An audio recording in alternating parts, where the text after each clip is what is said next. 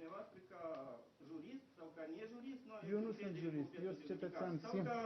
Ca o persoană participantă la dosar. Ca o persoană particulară participantă la dosar. Nu am încredere în dumneavoastră. Motivul nu, o să vină avocatul, eu nu știu cum să-l formulez acest motiv. O să vină avocatul să-l formuleze. Eu v-am spus, unul dintre motive este că dumneavoastră nu mi-ați dat șanse să vină astăzi cu avocat. Asta o să vedem când, asta o să stabilim când o să vină avocatul. Pentru că partea adversă a venit cu 2 avocați, cu contracte încheiate. Sigur, dar eu de unde trebuia să știu că astăzi trebuie să vină în judecat? Sau trebuia să fac contractul cu avocatul ieri, noaptea?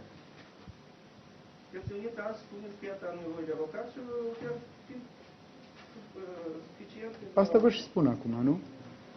Păi rămânem la aceea că nu aveți încredere sau rămânem la aceea că dumneavoastră aveți încredere, dar solicitați timp ca să faceți acord cu avocatul.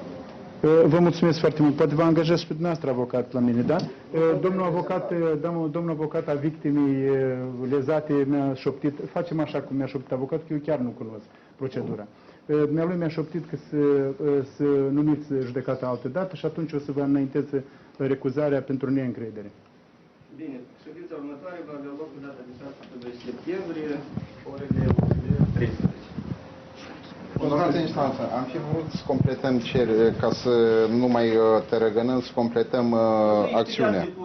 Bine. El nu are, încă nu s-a determinat, are încredere sau nu are încredere în judecătorul român. Și atunci, ce rezon mai aveți? Am înțeles, onorată instanță, data viitoare va fi iarăși aceeași înfățișare, practic.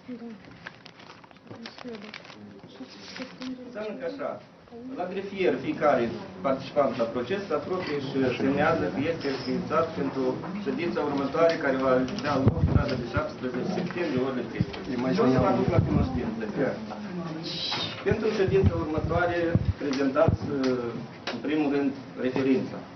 Probele care le aveți de a prezenta anexate la referință. Vreau să vă aduc la cunoștință că în cadrul pregătirii ședinței de judecată, la cererea părților s-a pus arest sau s-a sequestrat automobilul dumneavoastră și apartamentul. Această încheiere poate fi atacată cu recurs și, mă rog, atacarea cu recurs la Curtea de Apel, la încheiere, desigur că este... Nu vă râdeți că noi nu suntem la... E mafie asta, domnule, asta e mafie, asta e mafie și eu despre asta vorbesc public.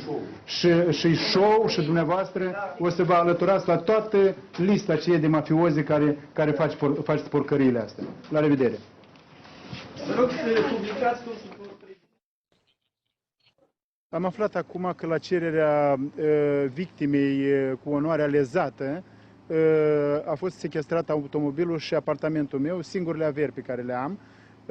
A fost o noutate într-un fel, dar, mă rog, asta e țara, asta sunt oamenii. Avocatul meu este plecat la odihnă și mie nu mi s-a dat posibilitatea să mă apăr, în sensul că eu cererea în judecată am primit-o abia ieri și am ridicat-o tocmai după ce am aflat de la presă că sunt chemat astăzi în judecată. Dar m-a mirat foarte mult că într-un proces politic s-a implicat un avocat respectat de mine, domnul Nagacevski. Eu, în calitatea mea de avocat, am acceptat acest dosar fiind motivat de onorariu și fiind motivat de însăși dosar.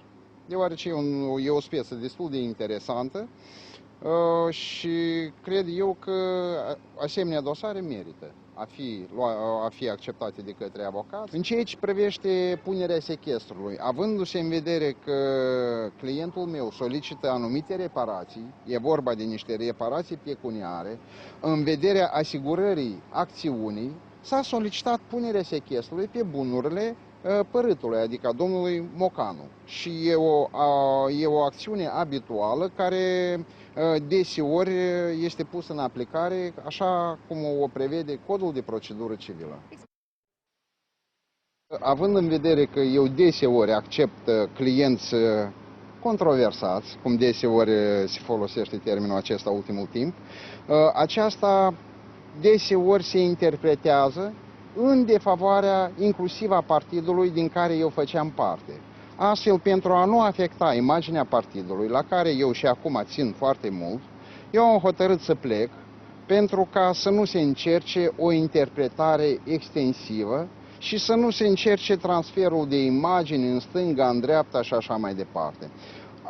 Ori mai este încă un argument, eu totodată am hotărât că la moment, în orice caz, nu mă mai implic în politică, nu revin nici în politică în echipa PLDM-ului, dar nici nu planific să mă implic în vreun proiect politic nou. De aceea am să mă ocup în exclusivitate la moment de activitatea mea de avocat și îmi voi câștiga pâine cum eu câștigam anterior.